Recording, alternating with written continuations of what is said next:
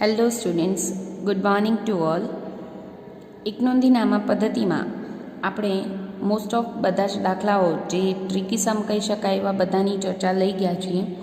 છતાં પણ વધુ એક સમ આજે લેશું, જેમાં સ્ટોકનો અને બીજું કે મિલકત ખરીદી વેચાણનો ટૉપિક આવી જતો હોય, જેથી કોઈ મુદ્દો બાકી રહે નહીં.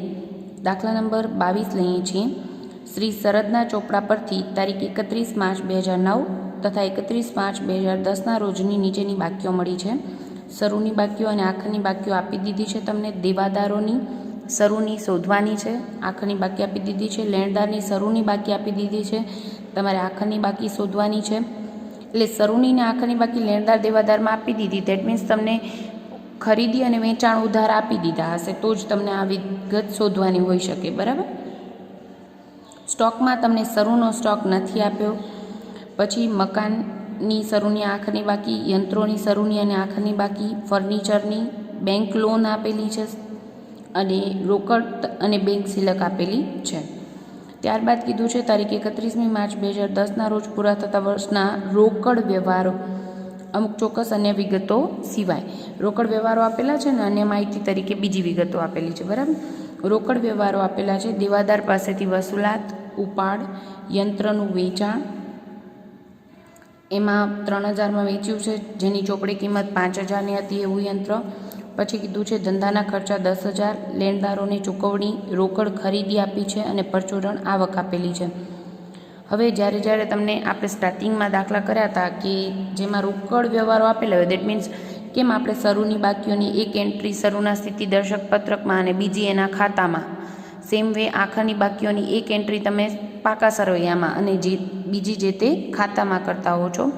સેમ વે આ દરેક વ્યવહારોની એક એન્ટ્રી રોકડ વ્યવહારો છે, એટલે કાં તો રોકડ આવી હોય અને કાં તો રોકડ ગઈ હોય.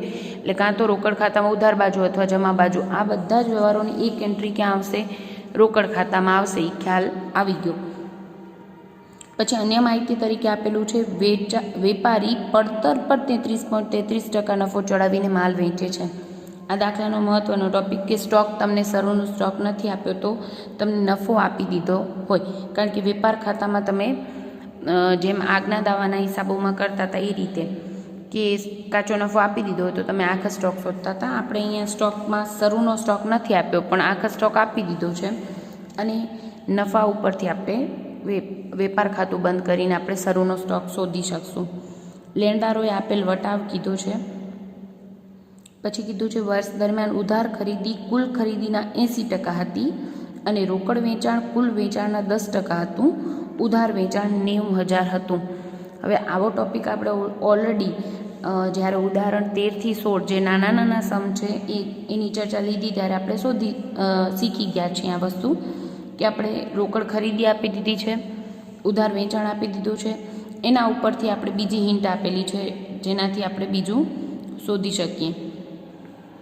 ચોથો હવાલો આપેલો છે યંત્રો અને ફર્નિચર પર 10% અને મકાન પર 2% ઘસારો ગણો. ઉપર દર્શાવેલ માહિતીના આધારે તારીખ 31 માર્ચ 2010ના રોજ પૂરા થતા વર્ષનું વેપાર ખાતું, નફા નુકસાન ખાતું અને તે જ તારીખનું પાકું સરવૈયું તૈયાર કરો. આપણે વ્યવહારો લેતા પહેલાં ડિસાઇડ કરીએ છીએ કે આપણે ટોપિક આમાં તો સ્ટોકનો ટોપિક મેઇન છે અને મિલકતની ખરીદી કે વેચાણ વચ્ચે આવે તો એનો ટોપિક મેઇન. બરાબર. આ સિવાય આપણે શરૂ કરતાં પહેલાં આપણે નક્કી કરતા હોઈએ છીએ ખૂટતી વિગતના કયા ખાતા બનાવવા પડશે. તો આપણે અહીંયા સ્ટોક નથી આપ્યું એટલે જનરલી સ્ટોક ખાતું બનાવવું પડે, પણ તમે વેપાર ખાતું બનાવીને પણ શોધી લો તો સ્ટોક ખાતું અલગ નથી બનાવતા તો ચાલે. આગના દાવાના હિસાબોના આધારે તમને જો સ્ટોક વેપાર ખાતા ઉપરથી તમને શોધતા આવડે છે તો તમે સ્ટોક ખાતું એટલે વેપાર ખાતા જેવું જ. બરાબર. ખાલી ત્યાં તમે વેચાણમાંથી કાચો નફો બાદ કરીને જમા સાઈડ બતાવો છો, બાકી સેમ વસ્તુ છે. એટલે સ્ટોક ખાતું આપણે વેપાર ખાતા પરથી બનાવશું એટલે સ્ટોક ખાતું નથી બનાવતા. લેણી હુંડી દેવી હુંડીને લગતા વ્યવહારો ક્યાંય છે નહીં અને બાકીઓ પણ છે નહીં એટલે આપણે એ ખાતા નહીં બનાવવા પડે. દેટ મીન્સ દેવાદારો અને લેણદારનું ખાતું બનાવશું.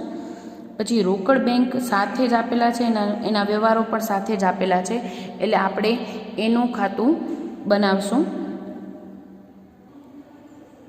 અને સાથે બનાવશું આપણે શરૂનું સ્થિતિદર્શક પત્રક, કારણ કે શરૂની મૂડી આપેલી છે નહીં. એટલે ખૂટતી વિગતના ખાતામાં આપણે દેવાદાર લેણદાર ખાતું રોકડ બેંકનું સાથે બનાવશું, કારણ કે રોકડ બેંકના વ્યવહારો સાથે જ આપેલા છે. એવું કીધું નથી કે ચેકથી ચૂકવ્યા, રોકડ ચૂકવ્યા, એવી રીતે રોકડ બેંક ખાતું સાથે બનાવશું અને શરૂનું સ્થિતિદર્શક પત્રક. ત્યારબાદ વેપાર નફા નુકસાન અને પાકું સરવૈયું બનાવશું. બરાબર. ખૂટતી વિગતના ખાતામાં 4 જ ખાતા, દેવાદાર ખાતું, લેણદાર ખાતું, રોકડ ખાતું, શરૂનું સ્થિતિદર્શક પત્રક, ત્યારબાદ વેપાર નફા નુકસાન અને પાકું સરવૈયું બનાવી દેવા. હવે આપણે વિડીયોમાં દેખાય એટલે વ્યવસ્થિત દેખાય એટલે 2-3 પાનાની અંદર સમ આવી જાય એ રીતે ખાતા બનાવ્યા છે. પણ તમારે ઓલરેડી આ રોકડ ખાતું અને મોટા જ બનાવવા, જેથી વ્યવહારો આવે તો તમારું એક સાથે ના થઈ જાય. બરાબર. 1 બાય 1 વિગતો લેતા જઈએ. શરૂની બાકીઓની નોંધ કરીએ. આપણે દાખલાનો એક નોંધીના દરેક દાખલાનો સ્ટેપ ફિક્સ અને દરેક વ્યવહારની 2 એન્ટ્રી, તો તમારી ક્યાંય ભૂલ આવે નહીં.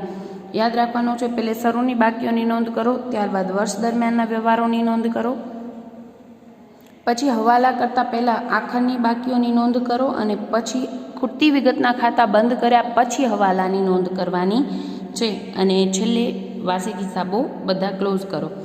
વેપાર નફા નુકસાન અને પાકું સરવૈયું તમારે બંધ કરવાનું છે. બરાબર. કરીએ શરૂની બાકીની એન્ટ્રી. શરૂની દરેકની બાકી એક શરૂના સ્થિતિદર્શક પત્રકમાં અને બીજી જે તે ખાતામાં. દેવાદારોની શરૂની બાકી આપી નથી, પણ આપણે શું કરશું, લખી દઈશું. ક્યાં આવે એન્ટ્રી? શરૂના સ્થિતિદર્શક પત્રકમાં દેવાદારો. મિલકત લેણા બાજુ ક્વેશ્ચન માર્ક તરીકે પણ લખી નાખશું, જેથી આપણે ખબર પડે કે આ વિગત શોધવાની છે. બાકી આગળ લાવ્યા. પછી લેણદારોની બાકી આપેલી છે 16,000. લેણદારોની જમા બાકી, એટલે લેણદાર ખાતામાં જમા સહિત બાકી આગળ લાવ્યા 16,000 અને બીજી એના ખાતામાં એન્ટ્રી, એક એની ખાતામાં એન્ટ્રી કર્યા પછી બીજી એન્ટ્રી કરશું શરૂના સ્થિતિદર્શક પત્રકમાં. મૂડી દેવા બાજુ લેણદારો 16,000. પછી કીધું છે શરૂનો સ્ટોક, જે ક્વેશ્ચન માર્ક છે આપણે અહીંયા લખી દઈશું શરૂના સ્થિતિદર્શક પત્રકમાં ક્વેશ્ચન માર્ક. અને બીજી એન્ટ્રી આવે વેપાર ખાતામાં ઉધાર બાજુ શરૂનો સ્ટોક ક્વેશ્ચન માર્ક. બરાબર. ક્વેશ્ચન માર્ક કરીને વિગત લખી નાખવાની, જેથી આ વિગત શોધવાની છે, તમને યાદ રહે. મકાનની બાકી આપેલી છે 30,000. મકાનની શરૂની બાકી, એક તો શરૂના સ્થિતિદર્શક પત્રકમાં મકાન કાયમી મિલકત 30,000 અને બીજી પાકા સરવૈયામાં મિલકત લેણા બાજુ મકાન 30,000. અંદરની કોલમમાં લખશું શરૂની બાકી છે એટલા માટે. યંત્રોની બાકી આપી છે, ત્યારબાદ એટલે સ્પેસ મૂકીને યંત્રો લખી દઈશું. યંત્રોની બાકી 60,000 એ પણ લખશો તમે અંદરની કોલમમાં. અને આપણે રકમ વાંચી ત્યારે આપણે ખબર છે કે યંત્રને લગતો હવાલો છે.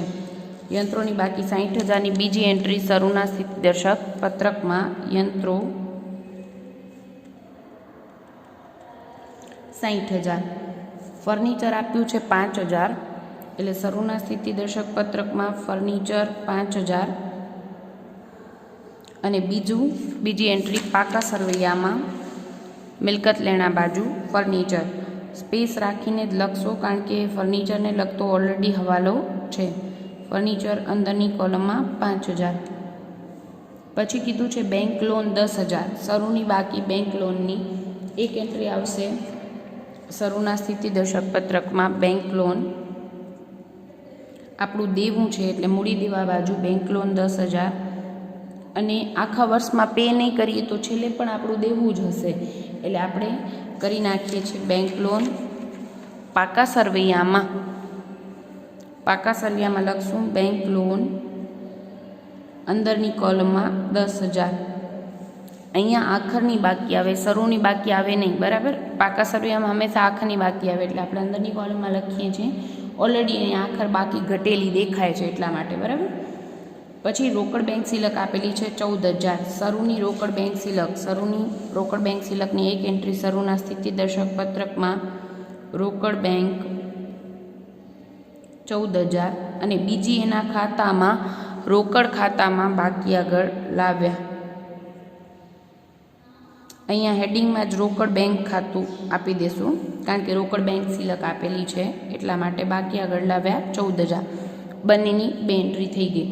ત્યારબાદ આપણે આખરની વાક્યો નથી નોંધવાની, આપણે વર્ષ દરમિયાનના વ્યવહારો કરીએ છીએ અને વર્ષ દરમિયાનના રોકડ વ્યવહારો ક્લિયર કીધું છે, એટલે એ પણ દરેકની 1 એન્ટ્રી ક્યાં આવશે? શરૂના રોકડ ખાતામાં, અને બીજી એન્ટ્રી જે તે વ્યવહાર હોય એ મુજબ. દેવાદાર પાસેથી વસૂલાત 93,000 કીધી છે. 93,000 દેવાદાર પાસેથી રૂપિયા મળે એટલે રોકડ ખાતે ઉધાર, દેવાદાર ખાતે જમા. રોકડ ખાતાની ઉધાર બાજુ 93,000 અને દેવાદાર ખાતે જમા, એટલે દેવાદાર ખાતાની જમા બાજુ 93,000. વિગતમાં તમે લખશો રોકડ ખાતે.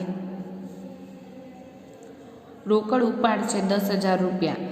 ઉપાડ કરીએ એટલે રૂપિયા જાય, એટલે રોકડ ખાતાની જમા બાજુ 10,000 રૂપિયા ઉપાડ ખાતે. બરાબર. અને ઉપાડની બીજી એન્ટ્રી ક્યાં આવશે? તો કે પાકા સરવૈયામાં મૂડીમાંથી બાદ કરશું, એટલે લખશું મૂડી, એમાંથી બાદ કરશું ઉપાડ 10,000 રૂપિયા. સ્પેસ રાખશું. શા માટે? તો કે વધારાની મૂડી લાવ્યા હોય, મૂડી પર વ્યાજ આપવાનું થાય, અથવા તો ચોખ્ખો નફો આવે તો આપણે મૂડીમાં એડ કરવું પડે, એટલા માટે બાદ કરવાની વિગત આપણે સ્પેસ રાખીને લખશું. યંત્રનું વેચાણ, અહીંયા યંત્રનું વેચાણ કીધું છે, મહત્વનો ટોપિક. મિલકત ખરીદી વેચાણના હવાલાઓમાં વિદ્યાર્થીઓની ભૂલ થતી હોય છે, તો ખાસ ધ્યાન રાખજો. યંત્રનું વેચાણ કીધું છે જેની ચોપડે કિંમત 5,000 હતી એવું 3,000નું યંત્ર, 5,000નું હતું એવું 3,000માં વેચાણ કર્યું છે. એટલે આપણે અહીંયા મેઇન વિગત શું છે કે જે મિલકત વેચી છે એની તારીખ આપેલી હોય જો તમને, અને અહીંયા કીધું હોત મૂળ કિંમત 5,000 અથવા તો શરૂની બાકી 5,000 કીધું હોય અને કઈ તારીખે વેચ્યું એમ કીધું હોય, તો તમારે શું કરવું પડે? વેચ્યા તારીખે એ વસ્તુ કેટલાની હતી એ શોધવા માટે તમારે ઘસારો બાદ કરીને શોધવું પડે. પણ અહીંયા શું કીધું છે? તારીખ કોઈ આપેલી નથી, એટલે કાંઈ તારીખની સ્પષ્ટતા ન હોય તો મિલકતનું વેચાણ પ્રથમ જ દિવસે કરી નાખ્યું હશે એમ માનવું પડે, અને એની નોંધ આપણે હમણાં જ લખી નાખશું. યંત્રનું વેચાણ, અને ખાસ કીધું છે ચોપડે કિંમત. ચોપડે કિંમત એટલે મૂળ કિંમત કે પડતર કિંમતમાંથી ઘસારો બાદ કર્યા પછી ચોપડે કિંમત બચે. 5,000ની વસ્તુ 3,000માં વેચીએ છીએ, ધેટ મીન્સ શું થાય? 2,000નું નુકસાન. તો આપણે નોંધ શું કરીએ? આપણે નોંધ બતાવું છું તમને જરૂરી ગણતરીના ભાગરૂપે. 5,000નું યંત્ર તમે 3,000માં, ચોપડે કિંમત 5,000 હોય, વેચાણ કિંમત છે 3,000, ધેટ મીન્સ 2,000 શું થયું? નુકસાન. યંત્ર વેચાણનું નુકસાન. આમ નોંધ શું થાય આની? તો કે રૂપિયા આવે એટલે મિલકત વેચી એટલે રોકડ આવે, રોકડ ખાતે ઉધાર કેટલા થાય? 3,000 રૂપિયામાં વેચ્યું તો 3,000 રૂપિયા આવશે, એટલે રોકડ ખાતે ઉધાર 3,000. યંત્ર વેચાણની ખોટ અથવા તો યંત્ર વેચાણના નુકસાન ખાતે ઉધાર 2,000. તે યંત્ર જાય છે એટલે યંત્ર ખાતે જમા. મિલકત જાય તે જમાના નિયમ મુજબ યંત્ર ખાતે જમા કેટલા કરવા પડે? જેટલાનું યંત્ર ગયું એટલું તો હવે અહીંયા બાકી બોલવું જોઈએ નહીં, એટલે જેટલાની મિલકત ગઈ એટલી અહીંયા માઇનસ કરી નાખવી પડે. આપણે આની 3 એન્ટ્રી કરવી પડે. રોકડા આવ્યા 3,000 રૂપિયા, એટલે આપણે કરશું રોકડ ખાતામાં ઉધાર બાજુ 3,000 રૂપિયા. વિગતમાં લખશું યંત્રનું વેચાણ. 2,000 રૂપિયા યંત્ર વેચાણની નુકસાન કે ખોટ, જે આપણે લખીએ નફા નુકસાન ખાતામાં ઉધાર બાજુ યંત્ર વેચાણનું નુકસાન. યાદ રાખીએ, ઘણા બધા વિદ્યાર્થીઓનું મિલકત ખરીદી વેચાણના વ્યવહારો હવાલો હોય તો ભૂલ થતી હોય છે, એટલે ખાસ ધ્યાન રાખજો. જો આ મિલકત વેચાણની તારીખ આપેલી હોત આપણે, તો આપણે શું કરવું પડત? 5,000 જે મૂળ કિંમત આપેલી હોત તો 5,000 મૂળ કિંમત હોય તો એમાં પહેલે યંત્ર જે દિવસે વેચ્યું એ તારીખની ચોપડા કિંમત આપણે લાવવી પડે. મૂળ કિંમતમાંથી ઘસારો બાદ કરે, જેટલો સમય મિલકત વાપરી હોય એટલા સમયનો ઘસારો બાદ કર્યા પછી ચોપડે કિંમત લાવત ને એની વેચાણ કિંમત સાથે સરખાવવાથી ખબર પડે કે નુકસાન થયું છે કે નફો થયો છે. બરાબર. 2000 યંત્ર વેચાણનું નુકસાન પણ ઉધાર કરી દીધું. હવે યંત્ર ખાતે જમા કરશું પાકા સરવૈયામાં મિલકત લેણા બાજુ યંત્રનું વેચાણ. તારીખ આપી હોય તો બ્રેકેટમાં તારીખ ખાસ લખવી, પણ અહીંયા આપી નથી. જેટલામાં ગયું એ નહીં, જેટલાનું યંત્ર ગયું. 3000માં ગયું પણ હતું કેટલાની મિલકત? 5000ની. તો અહીંયા જમા કેટલા કરવા પડે? 5000નું યંત્ર હવે આપણા ચોપડે બોલવું જોઈએ નહીં. એટલે 60000નું હતું, 5000ના ગયું, એટલે આપણે અંદરની કોલમમાં બાદ કરીને 55000 લખશું. હજી ઘસારાનો હવાલો છે એટલે આપણે અંદર કોલમમાં જ લખવાનું છે. આ વ્યવહારની 3 એન્ટ્રી લખી નાખીએ. ઉધાર 5000 અને જમા પણ 5000 એન્ટ્રી થઈ ગઈ. એના પછીનો વ્યવહાર છે ધંધાના ખર્ચા 10000. ખર્ચા ચૂકવીએ એટલે આપણે નોંધ થાય ખર્ચા ખાતે ઉધાર. ક્યાં આવે? નફા નુકસાન ખાતામાં ઉધાર બાજુ. ધંધાના ખર્ચા, તે ખર્ચા ચૂકવીએ એટલે રોકડ જાય એટલે આપણે રોકડ ખાતાની જમા બાજુ એન્ટ્રી કરશું. ધંધાના ખર્ચ ખાતે 10000 રૂપિયા. લેણદારોને ચૂકવ્યા 61000. લેણદારોને રૂપિયા ચૂકવીએ એટલે લેણદાર ખાતે ઉધાર, તે રોકડ ખાતે જમા. લેણદાર ખાતાની ઉધાર બાજુ રોકડ ખાતે, અને રોકડ ખાતામાં આપણે જમા બાજુ કરશું 61000. વિગતમાં લખશું લેણદાર ખાતે. લેણદારને ચૂકવ્યા એટલે લેણદાર ખાતે ઉધાર, તે રોકડ ખાતે જમા. પછી રોકડ ખરીદી આપી છે 16000 રૂપિયા. ખરીદ ખાતે ઉધાર કરશું અને રોકડ જાય એટલે જમા કરશું. રોકડ ખાતાની જમા બાજુ રોકડ ખરીદી 16000 રૂપિયા. અને ખરીદીની બીજી એન્ટ્રી ક્યાં આવશે? વેપાર ખાતામાં ખરીદી, રોકડ અને ઉધાર. રોકડ ખરીદી છે 16000 રૂપિયા. ઉધાર ખરીદી ઓલરેડી આવશે જ. શા માટે? જ્યારે લેણદાર દેવાદાર ખાતું હોય એટલે ઉધાર વેચાણ અને ખરીદી તો હોય જ. પરચુરણ આવક કીધી છે 2000 રૂપિયા. આવક થાય એટલે આપણે શું નોંધ કરીએ? રૂપિયા આવે, રોકડ ખાતે ઉધાર, તે પરચુરણ આવક ખાતે જમા. આ પેજ પર છીએ એટલે પરચુરણ આવક ખાતું જમા ક્યાં કરશું? નફા નુકસાન ખાતામાં પરચુરણ આવક 2000 રૂપિયા અને રોકડ ખાતાની ઉધાર બાજુ એન્ટ્રી કરશું 2000 રૂપિયા પરચુરણ આવક. બધા જ રોકડ વ્યવહારો આવી ગયા. ત્યારબાદ આપણે વધારાની માહિતીમાં જે હવાલા સિવાયની ઇન્ફોર્મેશન છે એ પહેલે લખી નાખીએ, પછી આપણે આખરની બાકી નોંધીએ. તો વેપારી પડતર પર 33.33% નફાની વાત છે, તો આપણે એના આધારે શરૂનો સ્ટોક શોધી શકશું. એટલે આપણે નોંધ કરી દઈએ. વેપારી, ખાસ ધ્યાન રાખજો, પડતર પર 33.33% નફો ચડાવીને માલ વેચે છે.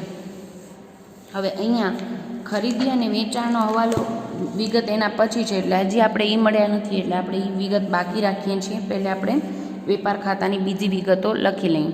એટલે આપણે આ હવાલો ટીક કરીએ છીએ. લેણદારોએ આપેલ વટાવ 1000 રૂપિયા. લેણદાર પાસેથી વટાવ મળે 1000 રૂપિયા, એટલે નોંધ શું કરીએ? નફા નુકસાન ખાતાની જમા બાજુ મળેલ વટાવ 1000 રૂપિયા.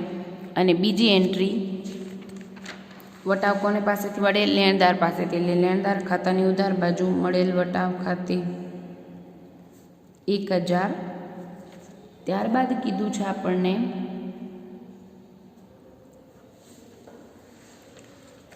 વર્ષ દરમિયાન ઉધાર ખરીદી કુલ ખરીદીના 80% હતી.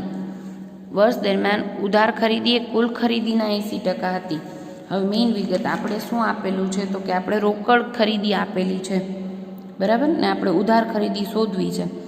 આપણે શબ્દ એમ કીધો છે, વાક્ય રચના ખાસ ધ્યાન રાખવી. ઉધાર ખરીદી રોકડ ખરીદીના 80%, ઉધાર ખરીદી કુલ ખરીદીના 80%. એટલે જેના ટકાવારી કીધી હોય એને આપણે સુધારીએ છીએ, સુધારીએ. ધારો કે કુલ ખરીદી 100 હોય તો એના 80% શું છે? ઉધાર ખરીદી છે. જેની ટકાવારી આપેલી હોય એને આપણે સુધારવું પડે. કુલ ખરીદીના 80% ઉધાર ખરીદી છે. તો કુલ ખરીદી 100 હોય તો ઉધાર ખરીદી કેટલી હોય? એના 80%, એટલે 80 રૂપિયા હોય. તો રોકડ ખરીદી કેટલી મળે? 20 રૂપિયા, બરાબર. હવે આપણી પાસે આ ત્રણેય તો છે, પણ આપણી પાસે છે કઈ વિગત? રોકડ ખરીદી છે. એના ઉપરથી આપણે ઉધાર અને કુલ ખરીદી શોધવી છે. તો આપણે ત્રિપદી માંડીએ, પહેલે કુલ ખરીદી શોધી લઈએ એટલે આપણે ઉધાર મળી જશે, બરાબર? અથવા તો ઉધાર શોધી લઈએ. રોકડ ખરીદી આપણી પાસે છે, એટલે રોકડ ખરીદી જ્યારે 20 હોય ત્યારે ઉધાર ખરીદી કેટલી છે? 80 છે. ત્રિપદી કઈ રીતે માંડવાની? તો કે જે વિગત આપણે જાણીએ છીએ એ પહેલે મુકાય અને શોધવી છે વિગત પાછળ લખવામાં આવે છે. રોકડ ખરીદી 20 હોય ત્યારે ઉધાર ખરીદી 80 છે. તો અત્યારે રોકડ ખરીદી છે 16,000, ત્યારે ઉધાર ખરીદી કેટલી? એટલે આપણને મળશે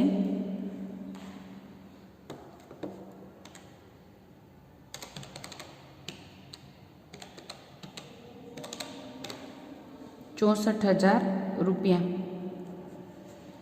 બરાબર? 64,000 રૂપિયા ઉધાર ખરીદી મળી ગઈ, એની નોંધ કરી દઈએ આપણે. એટલે કુલ ખરીદી પોતે મળી જશે. એટલે આપણે ઉધાર ખરીદીની બે જગ્યાએ નોંધ કરીએ છીએ. ખરીદ ખાતે ઉધાર, તે લેણદાર ખાતે જમા. તો ખરીદ ખાતે ઉધાર કરશું, વેપાર ખાતામાં ઉધાર બાજુ ખરીદીમાં ઉધાર ખરીદી 64,000. એટલે આપણે મળી જાય કુલ ખરીદી, આ બંનેનું ટોટલ મળી જશે, બરાબર? 80,000. અને ઉધાર ખરીદીની બીજી એન્ટ્રી લેણદાર ખાતે જમા. એટલે લેણદાર ખાતાની જમા બાજુ લખશું આપણે ઉધાર ખરીદી 64,000 રૂપિયા. ત્યારબાદ આપણે વિગત આપેલી છે, વર્ષ દરમિયાન ઉધાર ખરીદી કુલ ખરીદીના 80% હતી અને રોકડ વેચાણ એ કુલ વેચાણના 10% હતું અને ઉધાર વેચાણ 90,000 હતું. અહીંયા ઉધાર વેચાણ 90,000 આપી દીધું છે, તો પહેલાં આપણે ઉધાર વેચાણ 90,000ની નોંધ કરી દઈએ. ઉધાર વેચાણ એટલે દેવાદાર ખાતે ઉધાર, તે વેચાણ ખાતે જમા 90,000 રૂપિયા. દેવાદાર ખાતે ઉધાર, અહીંયા શરૂની બાકી નથી આપી એટલે ઉધાર વેચાણ આપી દીધું. જનરલી શરૂની આખરની બાકી આપી દીધી હોય ત્યારે ઉધાર વેચાણ આપણે શોધવાનું હોય છે, પણ આ દાખલામાં ઉધાર વેચાણ એટલે આપી દીધું કારણ કે શરૂની બાકી આપી નથી. ઉધાર વેચાણ 90,000ની બીજી એન્ટ્રી આવે વેપાર ખાતામાં જમા બાજુ વેચાણ, રોકડ અને ઉધાર 90,000 રૂપિયા, બરાબર? હવે આના આધારે આપણે વાક્ય રચના આપી છે, તો રોકડ વેચાણ શોધી લઈએ. આપણે એમ કીધું છે કે રોકડ વેચાણ એ કુલ વેચાણના 10% છે. રોકડ વેચાણ એ કુલ વેચાણના 10% છે. ગણતરી બતાવી દઈએ. કુલ વેચાણના ટકાવારી આપેલ છે, તો ધારો કે કુલ વેચાણ જો 100 હોય તો રોકડ વેચાણ કેટલું હોય?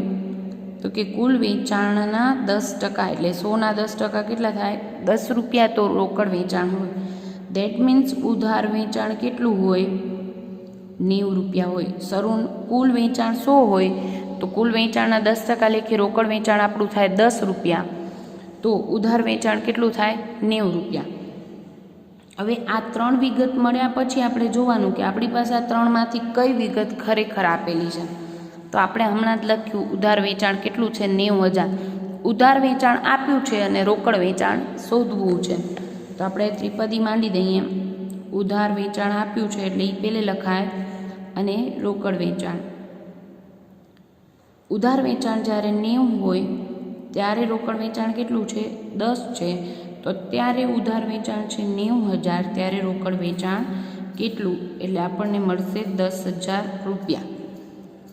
ઉધાર વેચાણ 90 હોય ત્યારે રોકડ વેચાણ 10 છે, તો ઉધાર વેચાણ ખરેખર છે 90,000, ત્યારે રોકડ વેચાણ કેટલું? એટલે કેટલું મળે? 10,000 રોકડ વેચાણ. અને કાં તો આ ખરીદી અને વેચાણ દરેકમાં તમે આવી રીતે પણ કરી શકો કે ઉધાર વેચાણ 90 છે ત્યારે કુલ વેચાણ 100 છે, તો 90,000 ઉધાર વેચાણ હોય ત્યારે કુલ વેચાણ કેટલું? તો તમને પહેલે કુલ વેચાણ મળે એ તમે અહીંયા લખો 12ની કોલમમાં, અને એમાંથી ઉધાર વેચાણ બાદ કરી દો તો તમને રોકડ વેચાણ મળી જાય, બરાબર? કોઈ પણ રીતે શોધી શકાય, પણ જનરલી આપણે રોકડ અને ઉધાર લખવાના હોય છે એટલે એ લખી નાખીએ તો આપણે કુલ વેચાણ તો ઓલરેડી મળી જાય. 90,000 અને 10,000 એટલે 1,00,000 રૂપિયા કુલ વેચાણ થયું. હવે મેઇન વિગત અહીંયા શું છે કે રોકડ વેચાણ તમે શોધી આવ્યા તો એની બીજી એન્ટ્રી ભૂલાય નહીં. રોકડ વેચાણ, કારણ કે ઉધાર વેચાણની આપણે 2 એન્ટ્રી કરી નાખી 90,000ની. રોકડ વેચાણ 10,000. એક તો વેચાણ ખાતે જમા અને રોકડ આવે એટલે રોકડ ખાતામાં ઉધાર બાજુ 10,000 રૂપિયા વેચાણ ખાતે. ક્લિયર? વેચાણ ખાતે બધા મેઇન વ્યવહારો આવી ગયા. હવે આના આધારે આપણે શરૂનો સ્ટોક પણ શોધી શકશું. એના પછી યંત્રો અને ફર્નિચર પર 10% અને મકાન પર 2% ઘસારો છે. ઘસારાની વાત આપણે પછી કરશું, કારણ કે ઘસારો, ગાલખાતા અનામત આ બધા હવાલા કહેવાય. એ આપણે આખરની બાકીઓની નોંધ કર્યા પછી કરતા હોઈએ છીએ. વેપારી પડતર પર 33% નફો ચડાવે છે, એ પણ આપણે પછી કરશું. બરાબર? એટલે 2 હવાલા છે એની અસર બાકી રાખીએ છીએ. પહેલે આખરની બાકીઓ નોંધી અને ખૂટતી વિગતના ખાતા બંધ થઈ શકે છે કે કેમ એ જોશું. દેવાદારોની આખરની બાકી આપી છે. આખરની દરેક બાકીની એક નોંધ ક્યાં આવશે? પાકા સરવૈયામાં, અને એક જે તે ખાતામાં. દેવાદારની આખર બાકી 24,000. દેવાદાર ખાતામાં જમા બાજુ બાકી આગળ લઈ ગયા 24,000 રૂપિયા. અને બીજી એન્ટ્રી પાકા સરવૈયામાં દેવાદારો. હવે મેઇન વિગત ફર્નિચરનો ઘસારો છે એટલે સ્પેસ રાખીને લખશું દેવાદારો 24,000.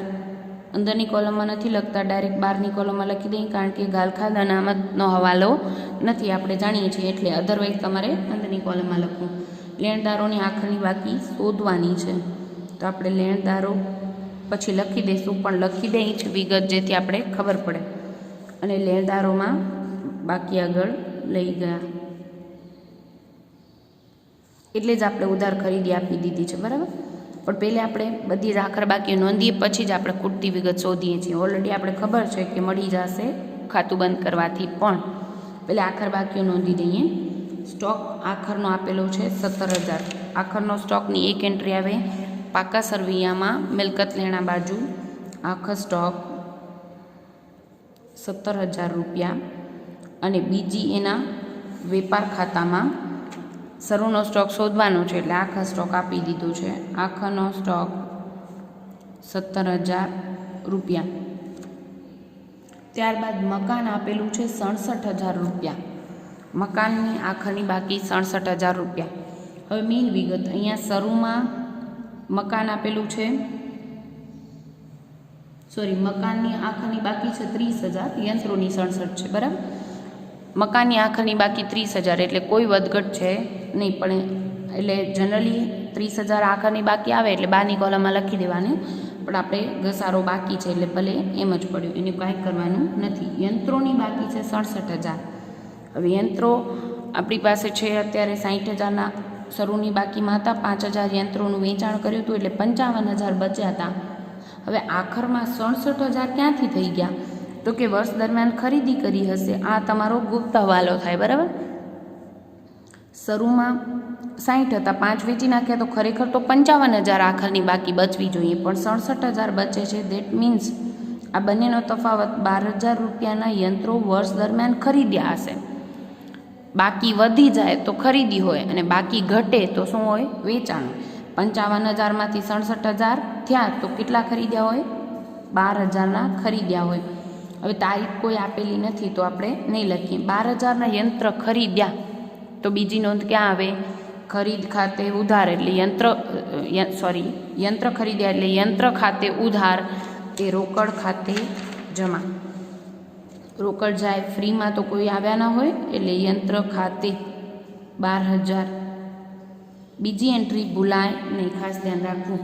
ફર્નિચર આખરની બાકી 5,000 આપેલી છે. શરૂની પણ 5,000 હતી, આખરની પણ 5,000 છે, તો કાંઈ કરવાનું છે નહીં. એટલે જનરલી આ આવે એટલે બહારની કોલમમાં લખી દેવાનું, પણ આપણે ઘસારો બાકી છે. બરાબર? મકાન પર 30,000 અને ફર્નિચર પર 5,000.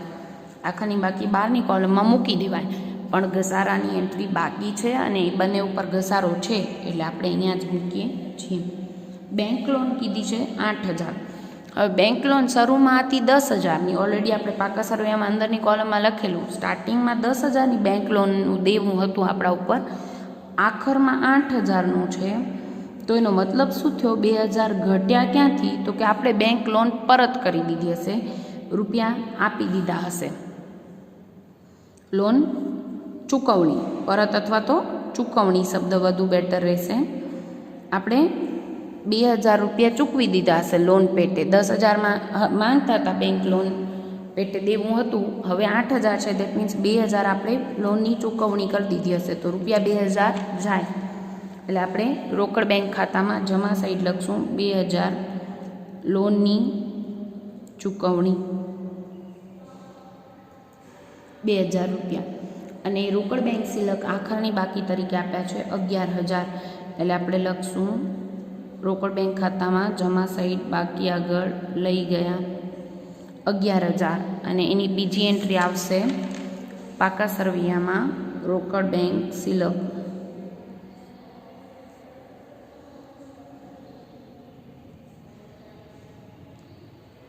11,000 રૂપિયા. બરાબર, બધી જ આખર બાકીઓની નોંધ થઈ ગઈ છે. હવે આપણે પહેલે ખૂટતી વિગતના ખાતા બંધ કરી દઈએ, પછી બે હવાલાની એન્ટ્રી કરીએ. બરાબર, તો આપણે ખૂટતી વિગતના ખાતામાં લેણદાર ખાતું બંધ કરીએ તો શરૂની બાકી નથી આપી. બરાબર, આખર બાકી રોકડ અને ઉધાર વેચાણ આપી દીધું છે, તો ખાતું બંધ કરી દઈએ.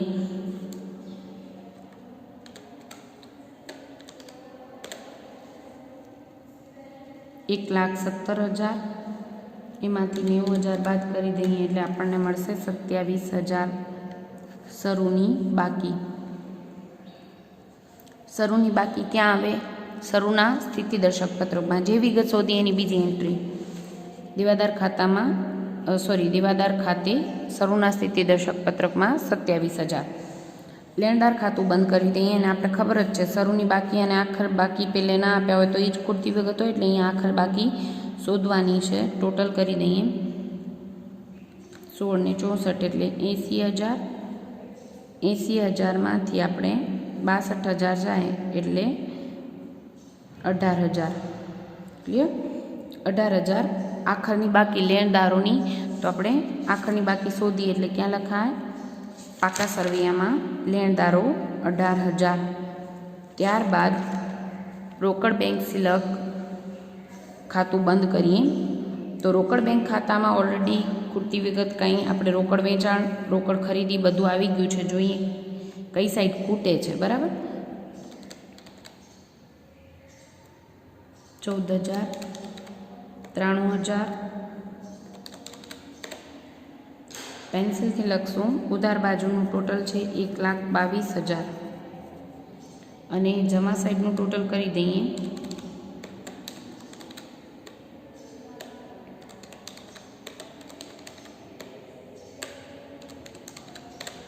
એ પણ થાય છે 1,22,000. દેટ મીન્સ અહીંયા ખૂટતી વિગત કાંઈ છે નહીં. 1,22,000 બંને સાઈડનું ટોટલ. શરૂની આખર બાકી આપી દીધી હોય તો જનરલી કાં તો રોકડ વેચાણ શોધવાનું હોઈ શકે, પણ અહીંયા તો રોકડ વેચાણ અને રોકડ ખરીદી પણ આપી દીધા હતા, એટલે બંને સાઈડનું ટોટલ સેમ થઈ જાય છે.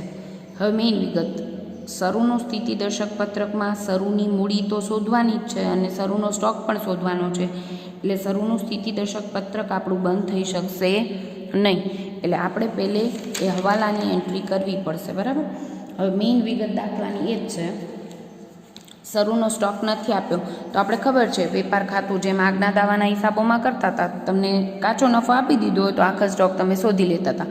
પણ અહીંયા કાચો નફો અને શરૂનો સ્ટોક બે ના આપ્યા હોય એવું બને નહીં. એટલે કાચો નફો કેટલો છે એની તમને હિન્ટ આપેલી છે. કીધો છે જે વેપારી છે એ પડતર પર 33.33% નફો ચડાવીને માલ વેચે છે. પડતર પર નફાની ટકાવારી છે. વેચાણ ઉપર હોત તો તમે શું કરો? આના ગુણ્યા 33.33% એટલે તમને નફો મળી જાય. પણ યાદ રાખજો નફાની ટકાવારી શેના ઉપર છે એ પણ મહત્ત્વનો ટોપિક છે. અહીંયા તમને કીધું છે પડતર પર 33.33% નફો ચડાવીને, અને પડતર આપણે જાણતા નથી. જ્યારે આવું આપેલું હોય ત્યારે આપણે ગણતરી કેમ કરીએ છીએ? આપેલું ન હોય ત્યારે આપણે ધારવું પડે. નફાની ટકાવારી પડતર પર છે તો આપણે ધારો કે પડતર 100 છે તો એના ઉપર નફો એડ કરીએ ત્યારે આપણે વેચાણ કિંમત મળી હોય તો નફો કેટલો છે? પડતર ઉપર 33.33%. એટલે 100ના 33.33% કેટલા થાય? 33.33. તો વેચાણ કિંમત તમને મળે 133.33. તો જ્યારે 100 પડતર હોય તો એના ઉપર નફો 33.33% ચડાવીએ તો વેચાણ કિંમત મળે 133.33. હવે આપણી પાસે આ ત્રણમાંથી વિગત શું છે? વેચાણની વિગત છે આપણી પાસે. એટલે ત્રિપદી શું માનશું આપણે? વેચાણ છે એટલે વેચાણ કિંમત અને નફો શોધવો છે એટલે નફો. બરાબર. વેચાણ જ્યારે 133.33 હોય ત્યારે નફો કેટલો છે? 33.33. તો વેચાણ અત્યારે છે 1 લાખ, ત્યારે નફો કેટલો? એટલે તમે શોધશો તો તમને અહીંયા ખાસ ધ્યાન રાખવાનું છે 33.33માં છેક સુધી કેલ્ક્યુલેટરમાં લેવાનું છે. 1 લાખ ગુણ્યા 33.33 તમારા કેલ્ક્યુલેટરમાં જ્યાં સુધી આવે ત્યાં સુધી ભાગ્યા 133.33 છેક સુધી, એટલે એક્ઝેક્ટ આન્સર આવશે 25,000. નહીંતર તમે 33.33 ખાલી કરશો તો તમારો 24,999.9999 આવશે. બરાબર. તો રાઉન્ડ ઓફ કરી દેવું 25,000 રૂપિયા. આપણે મળ્યો નફો 25,000. વેચાણ ઉપરથી શું શોધ્યું? નફો 25,000. હવે મેઇન વિગત, જો તમને આનો કોષ્ટક યાદ હોત, આપણે આડત માલમાં ચર્ચા કરી હતી, જો કોષ્ટક યાદ હોય તમને તો ડાયરેક્ટ તમે શોધી શકત. કારણ કે આપણે ટકાવારી આપી હતી, વેચાણની નથી આપી. વેચાણના 33.33% કીધું હોત તો તમે 1 લાખના ડાયરેક્ટ ટકાવારી કરી લેત. પણ અહીંયા શું કીધું હતું? પડતર પર 33.33% નફો. તો જનરલી આપણે આડત માલના હિસાબો શીખ્યા ત્યારે ચર્ચા કરી હતી કે જ્યારે મૂળ કિંમતના ટકા 33.33 હોય ત્યારે વેચાણના ટકા 25% થાય. એટલે તમે કરી જુઓ, વેચાણ 1 લાખના 25% કેટલા આવે? 25,000. એટલે આ કોષ્ટક યાદ રાખશો તો પણ તમને ફાયદો થશે. જ્યારે મૂળ કિંમતના 11.9999% કીધા હોય ત્યારે તમારે 11.1111%, 1 9 એટલે 11મો ભાગ. બરાબર. 11.1111% કીધા હોય મૂળ કિંમતના, ત્યારે વેચાણ કિંમતના કેટલા ટકા થાય? 10% થાય.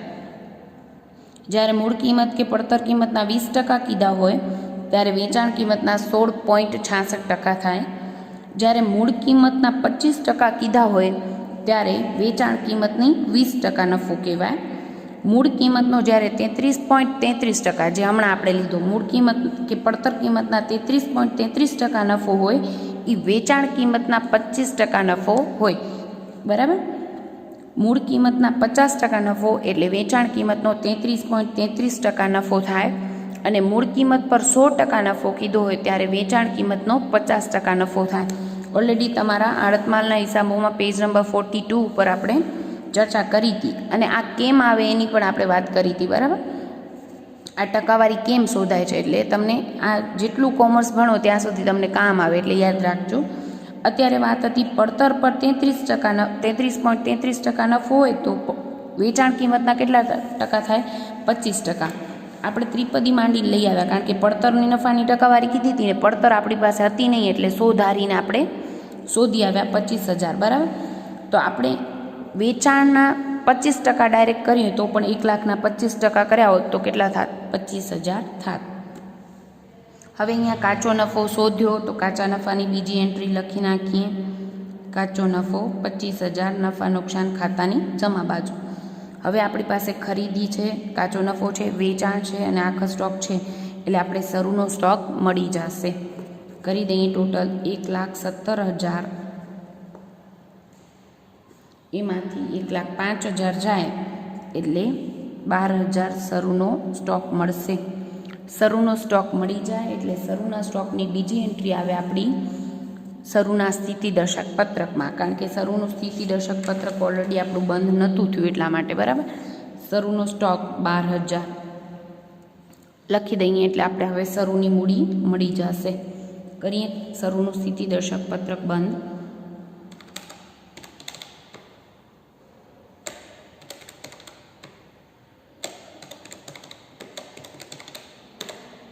$1,48,000 એમાંથી બાદ કરી દઈએ 16 ને 10 26,000, એટલે આપણને મળશે 1,22,000 શરૂની મૂડી. શરૂની મૂડીની બીજી એન્ટ્રી આપણે કરીએ છીએ પાકા સરવૈયામાં મૂડી લેવા બાજુ અંદરની કોલમમાં શરૂની મૂડી 1,22,000. બરાબર. એટલે હવે આપણે વિગત કઈ બધા જ ખૂટતી વિગતના ખાતા દેવાદાર, લેણદાર, રોકડ બેંક ખાતું પણ આપણે બંધ કરી દીધું છે અને શરૂનું સ્થિતિદર્શક પત્રક પણ બંધ કરી દીધું છે. વેપાર ખાતામાં શરૂનો સ્ટોક શોધવાનો હતો એટલે આપણે વેપાર ખાતું પણ પહેલે બંધ કર્યું, કારણ કે શરૂનો સ્ટોક મળે પછી જ આપણે શરૂનું સ્થિતિદર્શક પત્રક બંધ કરી શકીએ એટલા માટે. બરાબર. ખૂટતી વિગતના ખાતા બંધ કર્યા પછી આપણે હવાલાઓની એન્ટ્રી કરતા હોઈએ છીએ. હવાલામાં શું બાકી છે? આપણું છેલ્લું વિગત, યંત્ર પર અને ફર્નિચર પર 10% અને મકાન પર 2% ઘસારો ગણો. યંત્ર અને ફર્નિચર પર 10% ઘસારો. યંત્ર પર ઘસારો ગણી. અહીંયા સૌથી મહત્વની નોંધ, ઘસારો 67,000 ઉપર ના લેવાય. સૌથી મહત્વનો ટોપિક. આની હું તમને નોંધ લખાવી દઉં છું, કારણ કે ખરીદી 12,000ની કરી છે, ક્યારે કરી છે એની કોઈ સ્પષ્ટતા નથી, તો છેલ્લે દિવસે ખરીદી કરી હશે એમ માનીને આપણે જવું પડે. એટલે 55,000 ઉપર 10% આપણે લઈશું, 5500 રૂપિયા. નોંધ લખાવી દઉં છું, ખાસ ધ્યાન રાખજો કે ખરીદી કે વેચાણની તારીખો ના આપી હોય ત્યારે વેચાણ આપણે પ્રથમ જ દિવસે કર્યું હશે, એટલે કે પહેલે જ દિવસે વાપર્યું જ નથી એમ માનીને એના ઉપર પણ ઘસારો ન ગણાય. અને ખરીદીની પણ સ્પષ્ટતા ન હોય તારીખની કે કઈ દિવસે મિલકત ખરીદી આવે, તો વર્ષના છેલ્લે દિવસે ખરીદી હશે એમ માનીને એ મિલકત, ખરીદેલી મિલકત આપણે વર્ષ દરમિયાન વાપરી નથી એમ માનીને એના ઉપર પણ ઘસારો ગણાય નહીં. સિવાય કે દાખલામાં તારીખો આપેલી હોય તો તમારે કઈ તારીખે ખરીદ્યું એ તારીખમાં જેટલા મહિના વાપર્યું એટલા મહિનાનો આપણે ઘસારો ગણતા હોઈએ છીએ. 60,000નું શરૂમાં હતું, 5,000નું વેચી નાખ્યું હતું, એટલે 55,000નું યંત્ર આપણે આખો વર્ષ વાપર્યું છે. 12,000નું ખરીદ્યું છે, ક્યારે ખરીદ્યું એમ કીધું નથી, એટલે આપણે વર્ષના છેલ્લે દિવસે ખરીદ્યું હશે એમ માનીને ખાલી 55,000 ઉપર 5500 ઘસારો બાદ કરશું, એટલે આપણને મળશે 61,500 આખરની બાકી. બરાબર. યંત્ર પર ઘસારો 5,500 અને ફર્નિચર પર કીધો છે 10% ઘસારો. એમાં તો કોઈ વધઘટ નથી, એટલે શરૂમાં 5,000નું યંત્ર હતું, એના ઉપર 10% એટલે 500 ઘસારો બાદ કરીને 4500 બહારની કોલમમાં લખી દઈશું. હવે બંનેના ઘસારાની બીજી એન્ટ્રી ભૂલાય નહીં. નફા નુકસાન ખાતામાં ઉધાર બાજુ લખશું યંત્રનો ઘસારો 5,500, ફર્નિચરનો ઘસારો 500 રૂપિયા. છેલ્લે કીધું છે આપણે મકાન પર ઘસારો કીધો છે 2%, એટલે મકાનનો ઘસારો બાદ કરી દઈએ. મકાનમાંથી બાદ કરી ઘસારો 2%, 30,000ના 2% એટલે 600 રૂપિયા બાદ કરી દઈએ, એટલે આપણે 29,400 બહારની કોલમમાં આવે અને ઘસારાની બીજી એન્ટ્રી 600 રૂપિયા. નફા નુકસાન ખાતામાં ઉધાર બાજુ 600, મકાન પર ઘસારો. બધા જ વ્યવહારો આવી ગયા, ખાતા બંધ કરી દઈએ અને પછી આપણે યંત્રના ઘસારાની મિલકતના, યંત્ર નહીં કોઈ પણ મિલકતના ઘસારાને કામ આવે એવી એક નોંધ લખી લઈએ. બરાબર. વેપાર ખાતું ઓલરેડી આપણું બંધ થઈ ગયું છે, એટલે નફા નુકસાન ખાતામાં આપણે કાચો નફો પણ લઈ આવ્યા છીએ. ખાતું બંધ કરી દઈએ. 25 ને 3 28,000 ટોટલ. 28,000માંથી બાદ કરીએ 12,000 માઇનસ 6,600, એટલે તમને મળશે 9,400 ખૂટતી વિગત તરીકે, જે કહેવાય ચોખ્ખો નફો. ઉધાર સાઈડ ખૂટે તો ચોખ્ખો નફો, જમા સાઈડ ખૂટે તો ચોખ્ખી ખોટ. 9,400 ચોખ્ખા નફાની બીજી એન્ટ્રી પાકા સરવૈયામાં મૂડીમાં એડ કરશું. ચોખ્ખો નફો 9,400 1,22,000માં એડ કરી દઈએ, એટલે મળશે 1,31,400. એમાંથી 10,000 જાય એટલે મળશે 1,21,400. બરાબર.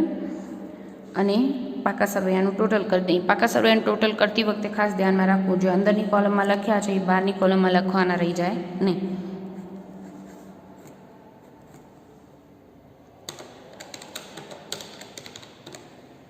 એટલે ટોટલ મળે છે તમને 1,47,400 મૂડી દેવા સાઈડનું. સેમ વે આપણે મિલકત લેણા સાઈડનું ટોટલ કરી દઈએ. 29,400 પ્લસ 61,500 4500 પ્લસ 24,000 પ્લસ 17,000 અને 11,000 એટલે ટોટલ મળે છે આપણે 1,47,400. ક્લિયર? બંને સાઈડનું ટોટલ સેમ. હવે નોંધ લખી લઈએ આપણે. તમે હાંસિયામાં લખશો જેથી એ દાખલો કરતા હો રિવાઇઝ કરો ત્યારે તમારી સામે જ નોંધ હોય. મિલકતની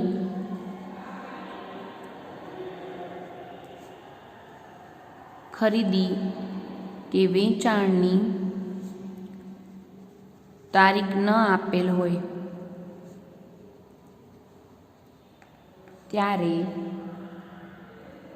એટલે કે મિલકત ખરીદી વેચાણની તારીખની કોઈ સ્પષ્ટતા ન હોય ત્યારે મિલકત પ્રથમ દિવસે જ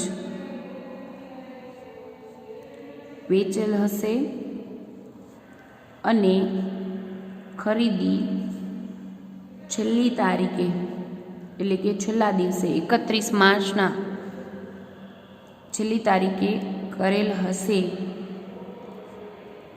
તેમ ધારવું. જેથી એનો મતલબ શું થયો? છેલ્લી તારીખે ખરીદી કરી છે એટલે જ આપણે આ 12,000 જે ખરીદી કરી એની તારીખ નથી આપી, તો એ 12,000 આપણે યંત્ર છેલ્લી તારીખે ખરીદ્યું હશે માની. હવે મિલકત વાપરી ન હોય તો એના ઉપર ઘસારો લાગે નહીં, એટલે ફક્ત આપણે 55,000 જે હતું એના ઉપર જ ઘસારો ગણ્યો છે. આ દાખલાનો એક ટોપિક આ, અને બીજો આપણે પડતર પર નફાની ટકાવારી હોય ત્યારે ધ્યાન રાખીને આપણે કાચો નફો કેમ ગણવો એ મહત્ત્વનો ટોપિક હતો. ક્લિયર? આ સિવાય મોસ્ટ ઓફ ટોપિક અત્યાર સુધી આપણે એક નોંધીમાં ક્લિયર કરી લીધા છે. છતાં બી તમને કોઈ બી ડાઉટ હોય તો ગમે ત્યારે પૂછી લેજો. Thank you.